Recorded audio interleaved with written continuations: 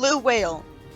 Archie and his friends show up at Sabrina's house telling her to come outside, and Sabrina explains to the audience that she's gonna go to the aquarium with them. Then there's an ominous noise and Hector shows up and tells Sabrina that Della wants her to babysit him today, instead of somebody else for some reason. I suppose it's surprisingly realistic that this time Della was too busy to show up herself. She reluctantly takes him with her. I'm glad he was acting polite. Maybe his character development will stick. Nope, he asked Reggie how he'd like to be a walrus. There's no way he wouldn't use magic, because the story would be boring if he didn't. He reads a book about a blue whale and says he'd like to have his autograph. That could only be possible if he gave it the sentience and capability to sign an autograph. He goes into a room and somehow hears crying. He warps to the blue whale when he's never been in that room to visualize it. And the whale speaks and is surprised that he's talking to a human. Hector says he's a warlock. So that's supposed to explain why he can talk to him. But Salem can't talk. The whale cries because he misses his mother and is homesick. You'd think Sabrina would have removed Hector's magic for the day right away. But that makes sense. Sabrina notices he's gone and smiles when she hears the blue whale talking to him, saying that he can fly. He's flying away with him on top. Sabrina tells him to wait and says that's whale napping. She says that if she goes after them, the gang will discover that she's missing. She realizes that since she has to work fast, she duplicates herself and tells her clone to stay with the gang and keep it busy. Reggie was somehow the only one to witness the whale flying. And Sabrina flying away on the broommobile. You'd think Sabrina would just imagine the whale and Hector teleporting back to the room. In fact, can't you just magically create a duplicate of the blue whale and solve the problem just fine? I'm proud of the plot for pointing out why this whale performance might be cruel because it misses his home though. And it's nice of Hector, but it's not nice that he's trying to ruin the whale act for everyone here. We see Reggie dancing with walruses thanks to the Sabrina clone. Hector apologizes to Sabrina because he didn't think he'd cause trouble. Why? Sabrina says that if Washington hadn't left home, America would have been worse off, and Ben Franklin needed to leave home to discover electricity. Someone else would have done what he did eventually. I'm just frustrated at her because I'm wondering why she doesn't create a clone of the blue whale. Also, aren't blue whales too big for tricks in front of humans? I never heard of a blue whale doing tricks in front of humans. It's dolphins. Reggie gets spun around and humiliated. I'm fine with whenever this happens to him. He's a jerk. Sabrina knows that the act is about to start, so she magically summons a fake blue whale and magically makes it juggle. Reggie sees an air valve on its tail with his binoculars and pops it. Why is he ruining the act for everyone and making it fly away? It must be to prove that Sabrina's a witch so that he could say, "I told you so." Sabrina reunites with her double, and suddenly the real blue whale shows up, even though it was so far away. And Sabrina says that she got him to come back by appealing to his sense of duty. That makes no sense. The whale wouldn't care. So was it really trying to have a message against whale performing? The story doesn't end with the blue whale seeing her son again, despite her saying she'll come up with something. This episode was about Hector having to be babysat by Sabrina again, which is inexcusable, but thankfully it's not nearly as bad as it was last time. He wants to get the blue whale at an aquarium performance's autograph, and suddenly it turns out blue whales can talk to warlocks and witches. I wish it was explained that a general witch's spell caused that to be the case. I'm just confused at it. It could have easily made more sense because Hector and Sabrina could have needed to cast a spell for it. The whale's homesick and misses his mother, and Hector actually feels sorry for him and has the compassion to send him flying home. I like seeing whales fly. Sabrina has to duplicate herself because Archie and his friends are expecting her to be with them.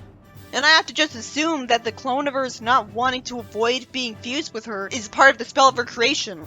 If so, good on her, and that explains why she doesn't just run away to live her own life. Sabrina somehow talks the whale into returning to perform again after she briefly had to use magic to make people think a fake whale was in its place, and risked exposing magic by making it juggle. She should have known that was too obvious. At first I thought this episode had a message that's cruel to make whales perform for humans because the whale cries missing his mother and home, but then it has him agree to go back to performing without Sabrina having to brainwash him into returning. It was considerate of her to try to actually convince him, but it'd be faster and make way more sense to brainwash him. Not to mention it was immediately obvious that she could have just warped the whale and Hexter back to where they're supposed to be. I don't like that the episode ends without us seeing that she replaced the whale with a fake, identical clone of the whale, which was the obvious solution after she revealed she could duplicate herself. If she did that to the whale, the audience would still be happy, and the real whale would get to see his mom again. At least Hexter was being nice to the whale. What was happening when the clone was keeping Archie and his friends busy wasn't memorable. She was trying to stop Reggie from having his friends discover the whale's absence. But she could have brainwashed them all into not wanting to go check to see if the whale was gone and stayed seated instead. Football game. Sabrina tries to practice her cheerleading for the football game. She says she's playing the Central City Dragons, and Hilda hears her talking to the audience, breaking a rule of the show, and gets excited because of the word dragon. Harvey's a one-man team, while Moose is a one-man bench. Huh? I mean, he is an idiot, but he's also really big and athletic.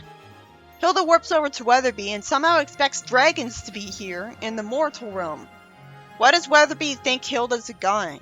He'd know her by now. She's the legal guardian of Sabrina, so she'd have shown up at her school at least a few times for parent-teacher conferences. Hilda sees them cheer for Harvey and uses magic to make the football sprout wings.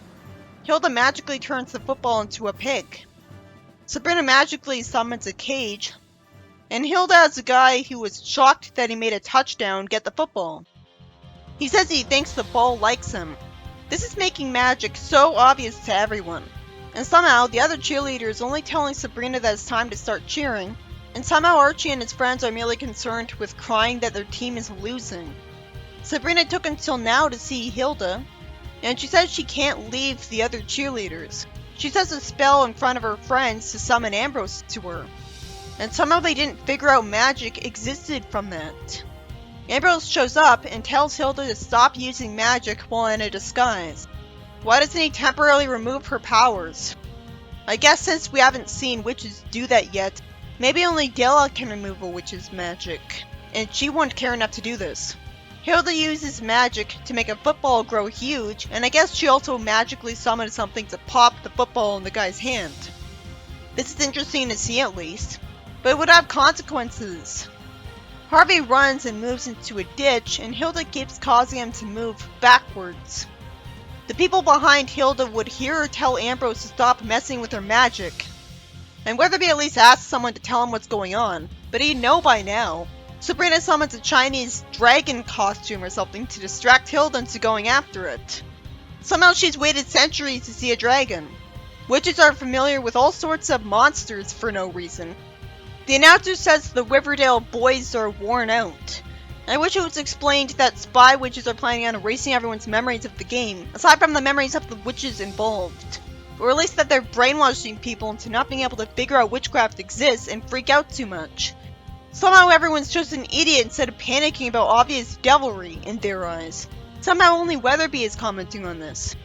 Moose gets knocked out, so Sabrina uses magic to look like a football player and runs ahead holding the football. And that's a touchdown easily.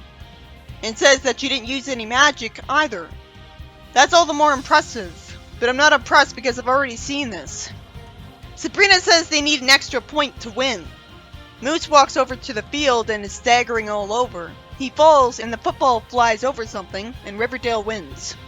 This episode was about Hilda messing with a football game with her magic in various ways.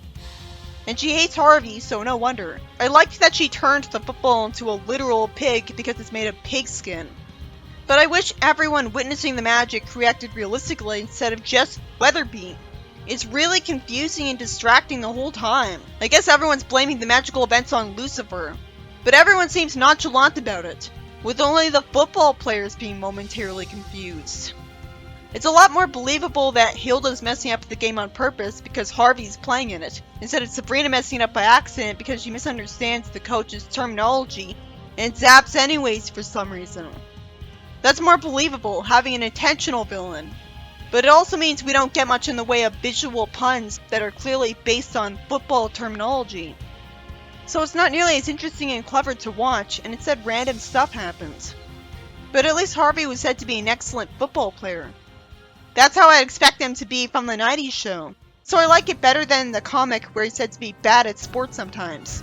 I would say these two are good episodes. It's been too long.